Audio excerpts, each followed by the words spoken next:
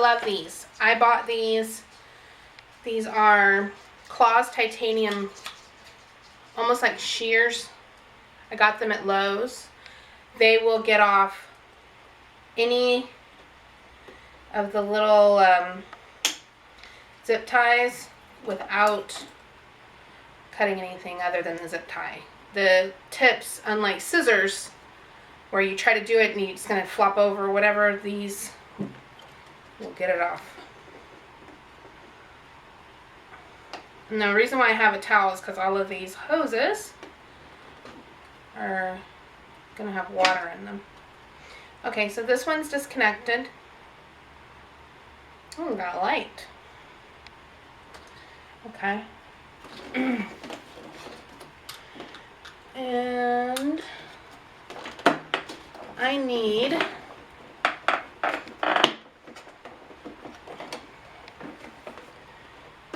get this base off.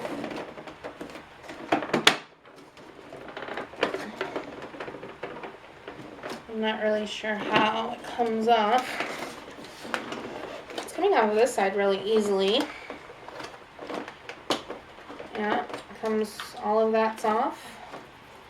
So there must be a little latch somewhere in here.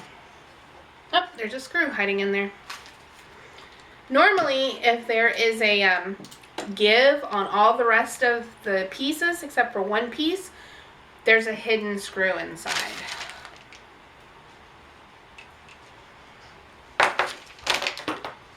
One of my little screwdrivers. It's a good idea to get those extension bits that will go into here and be really long and skinny. Because a lot of times these and this part are too wide to fit into little spaces. You can see I'm using my little screwdriver to get to this screw in here.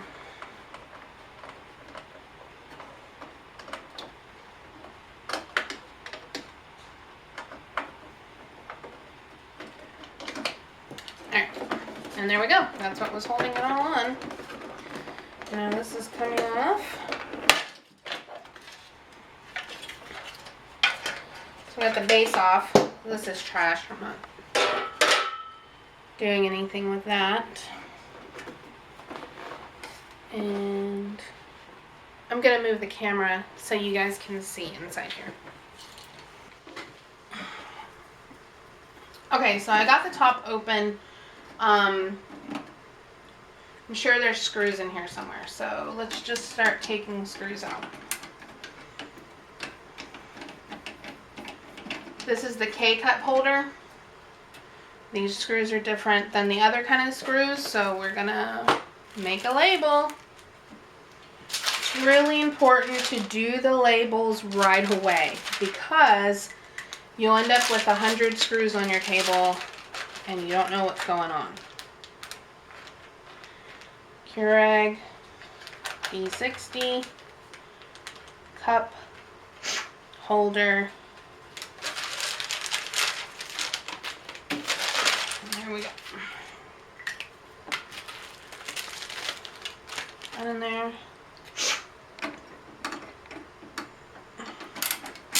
Sometimes I've been known to even take pictures of the location of things because it's really easy to forget what things are.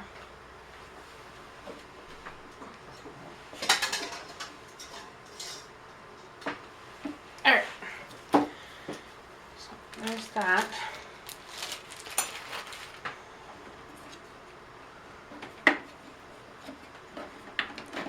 I had already unscrewed this part.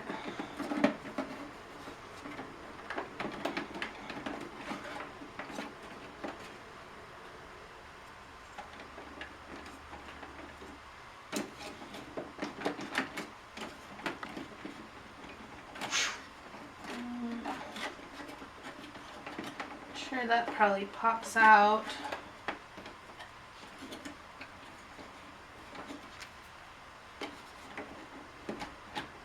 I'm gonna get a flashlight.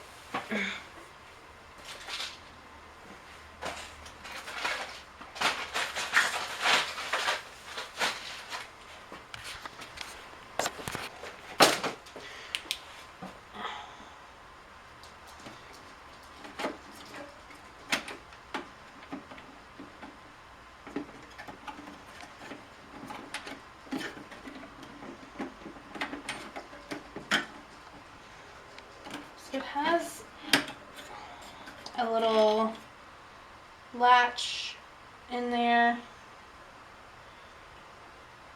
Let's see. There's the back to some screws, so there must be some screws on the other side of this.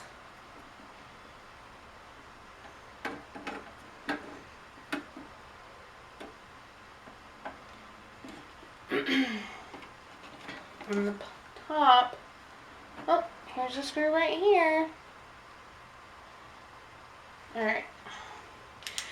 Now, parting out things is not for everyone. Like what I'm doing right here, you know, investigating this unit and finding the screws and doing all that stuff, you know, that's not for everybody. There's some people that, you know, I'm sure there's a lot of people that doing this kind of stuff just isn't, it just isn't their cup of tea. I was a kid that really enjoyed taking things apart. When I was 9, I fixed my VCR by opening it up and figuring out that one of the belts had came off, and I did that, you know, just on my own, wanting to figure out how it worked and why it didn't work. And so some people are just naturally disassemblers. I'm one of those people. So I don't have any problems doing this, while something like listing clothing and doing all the prep work for clothing, I won't do. I hate it. While doing this stuff, somebody else might completely hate this. So parting out things is not for everyone. Sometimes doing simple parts, like I was saying before, the common things like the water reservoir and the easy things that just come off, you know, that anybody can do. Actually trying to get in and taking out the water pump, that's for people like me that don't mind spending the time to do this kind of thing. And you might think like, okay, why is this even worth doing? You know, it's going to take an hour to take this machine apart, but there are some of these pieces, like the water pump, that I can sell for $25 that I couldn't sell the whole machine for $40, you know.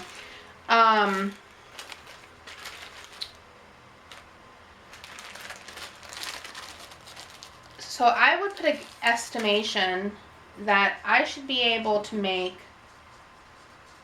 $150 in parts money off of this one $5.99 machine. And what I'm going to do is I'll actually have follow-up videos showing you, and I'll put a follow-up in the comments showing you how much each thing sold for, and a full breakdown of the profits. Okay, so those two little screws were what was holding the top on.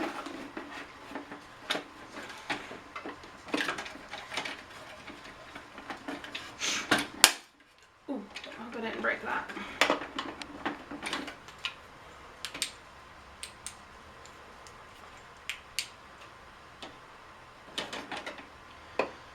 Okay.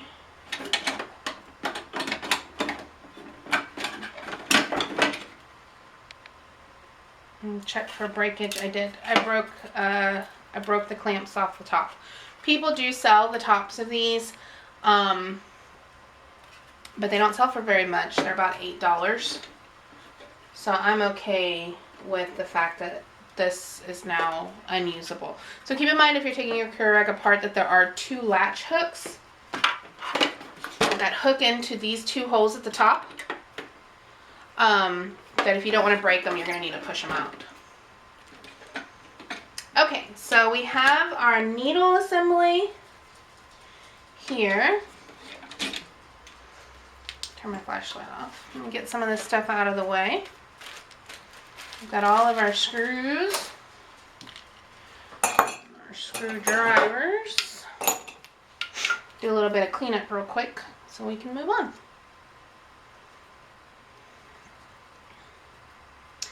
Alright, so next up,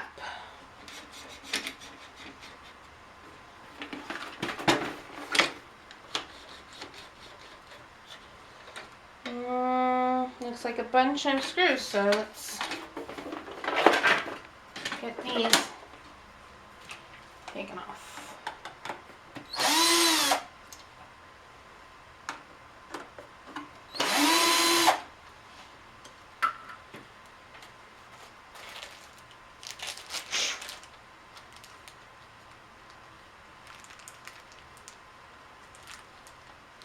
Alright, these are the same screws, the same size screws that I did for the bottom of the needle assembly. So there's the top screws for the needle assembly. And I did it again. I locked my thing into place. Put my handle back on.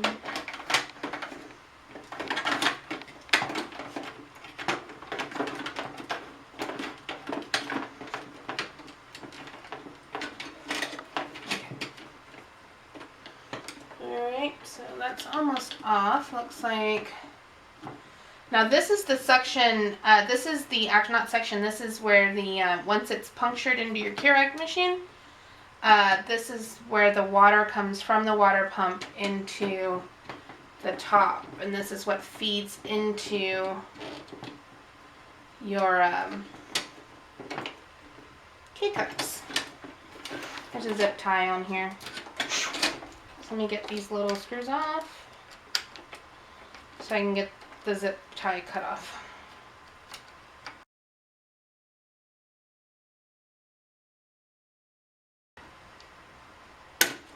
Alright, and there's our needle puncture. And this goes with this, so I can just put that inside the bag. Alright, now let's see what else we're going to take off here. Looks like we've got two little screws here. I would like to completely disconnect this housing unit.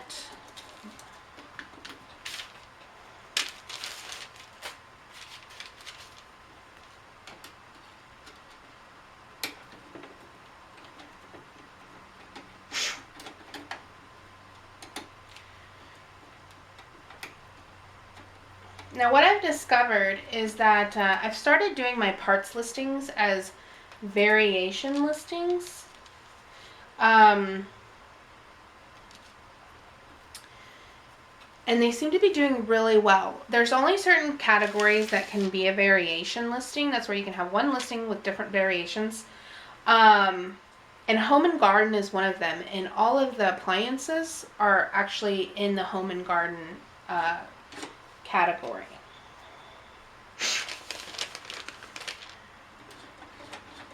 The only problem with listing things as variations is that you're not able to specify a weight for each individual item.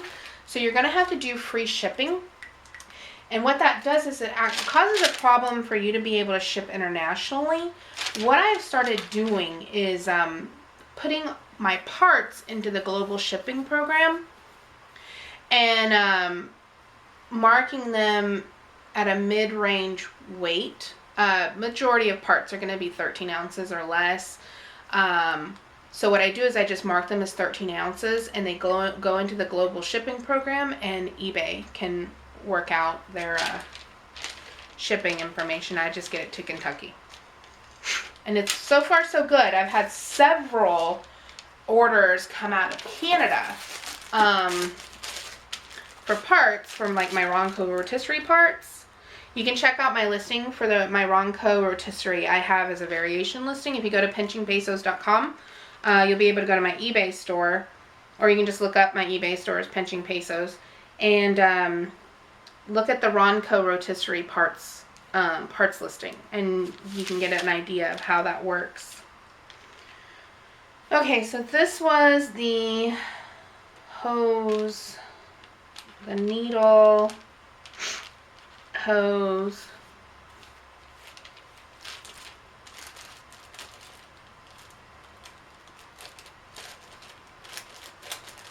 this was the puncture hose bottom,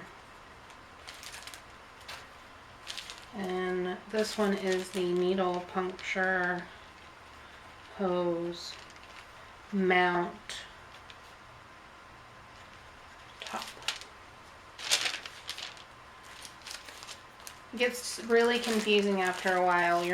I would highly suggest, if you are doing a lot of parts, especially like this, that you take pictures of the parts where they're located and just label, you know, put the time that you took the picture. That's the best way for me to find things.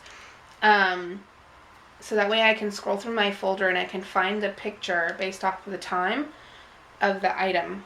So like right now, I could take a picture, because this is going to get really confusing because it's only been 5 minutes and I have a puncture hose screw, but then these are also puncture hose screws, but these are the top screws, and it's only been a couple minutes and I don't even know what in the world this screw goes to. So what I could easily do is take these screws and take a picture and check the time. It's 10:50, and I'm going to write 10:50 a.m. on my label, and the date is February the 26th, and I'll be able to find what these things are for if I happen to get really, really, really confused.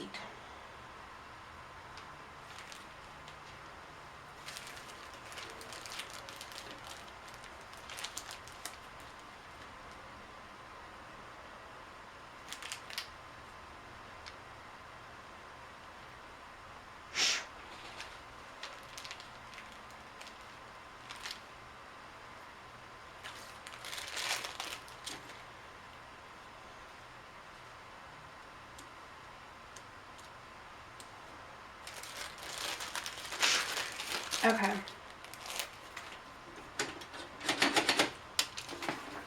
Alright, here's some screws in here. I think this is how I can get the top assembly off. Now, remember when I was talking about screwdrivers? Look, that doesn't even fit in there. I don't think this one will either. Oh yeah, this one will.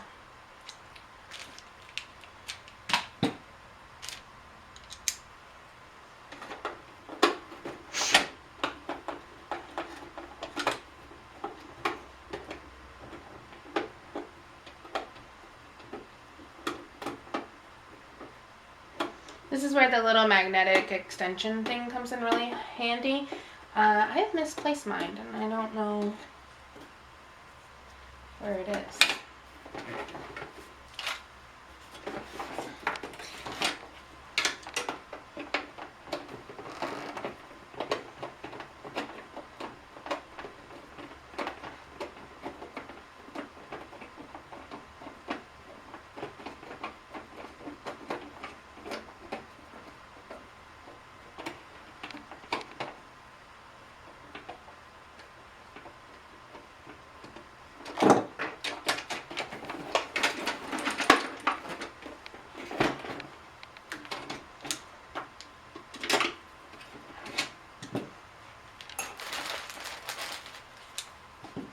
There's a needle nose pliers so I can get those out.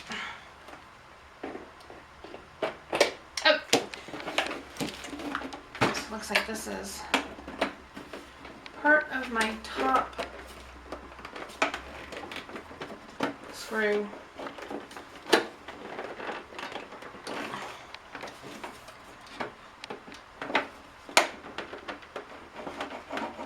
Any additional screws, so it must be pressure-based locking.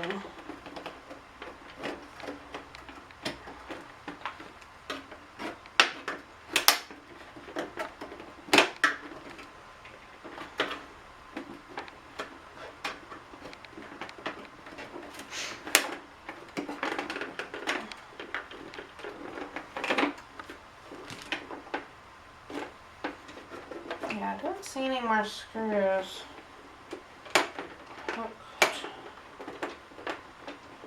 to the top.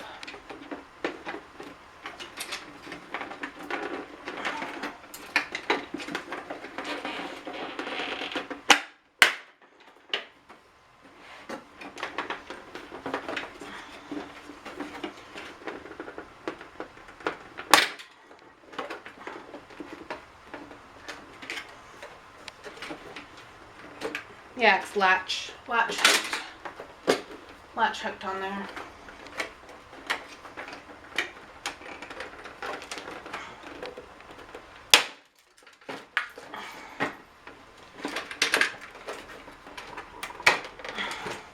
This is why you can take things apart, but you can't put them back together.